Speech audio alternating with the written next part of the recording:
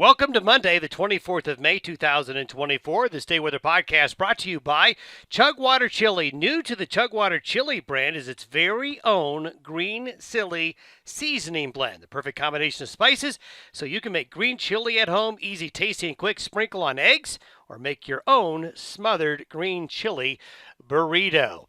Well, slowly more settled. We used the word unsettled a lot last week to describe what was coming over the weekend, and boy, wasn't that the case.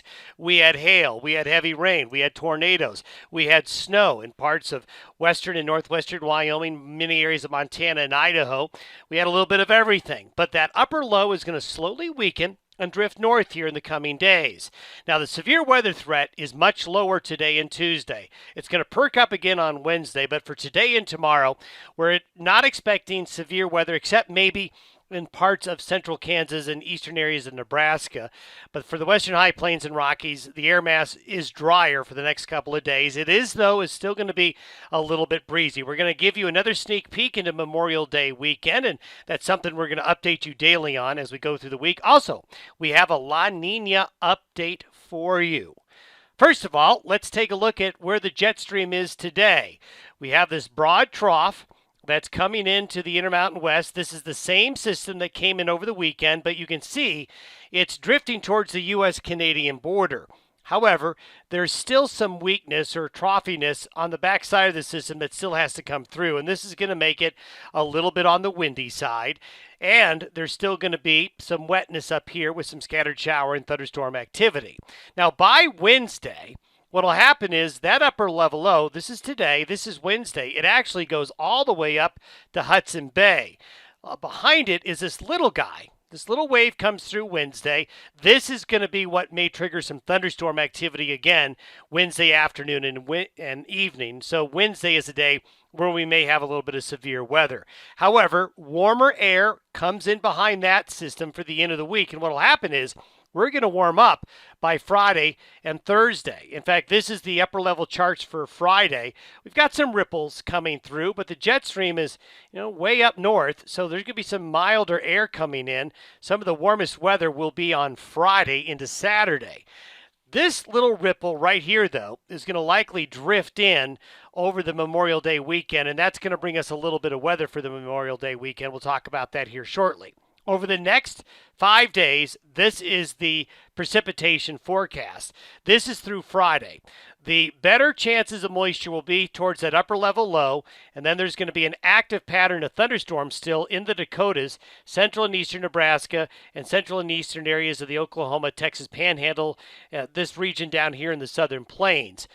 We will see a lot of this activity right here probably happen on Wednesday, but the western slope and this area right here still is looking to be missing out as this upper level low wants to go that way.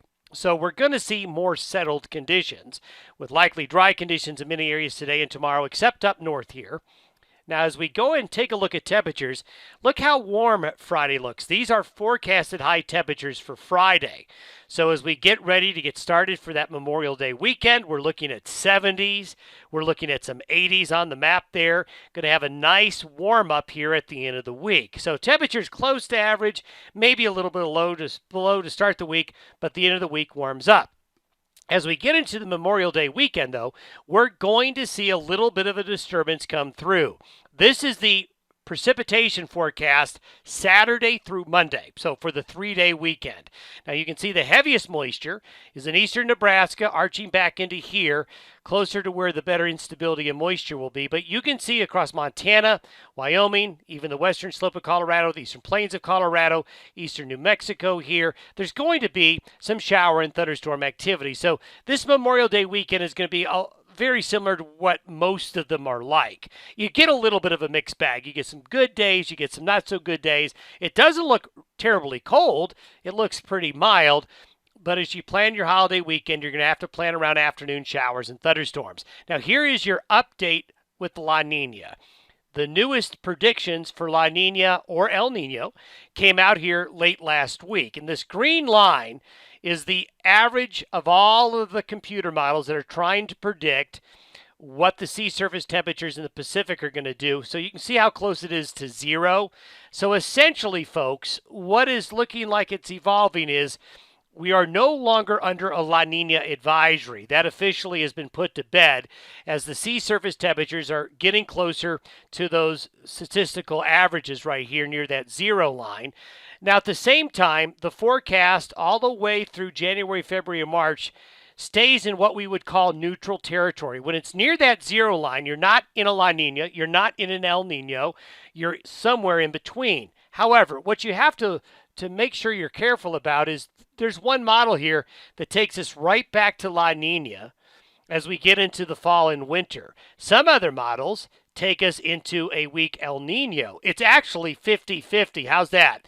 If you think weather forecasting is hard, try to forecast sea surface temperatures and sea surface circulations with water temperature. It's very difficult. And honestly, during the summer season, these La Nina and El Nino predictions are pretty poor. Their track record isn't very good. However, this is the good news, is it does look like sea surface temperatures have moderated, and the La Nina going into summer 2021 is not going to be as intense as last summer.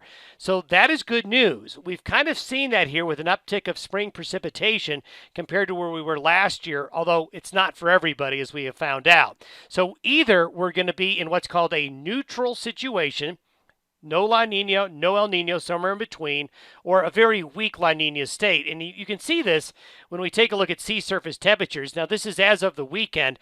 You can still see there is a broad area of light blue still in the subtropical Pacific. Not strong enough now to be considered an official La Nina, but there's weakness in the sense that there's still a tendency for some cool waters to be there.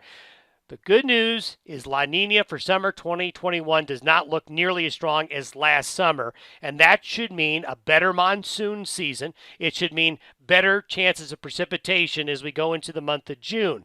Will it be a banner summer with precipitation? Probably won't, and we're still going to have some areas that will probably stay in drought all summer. But the good news is it doesn't look as bad as last summer, which is something positive to say. Don't forget to subscribe to the YouTube Day Weather YouTube channel if you get a chance. And a reminder, this has been brought to you by Chugwater Chili. Use the code ChugwaterDon at checkout at chugwaterchili.com to get 20% off Chugwater Chili, the gourmet spice of Western life. Have a great Monday, everybody. Talk to you tomorrow.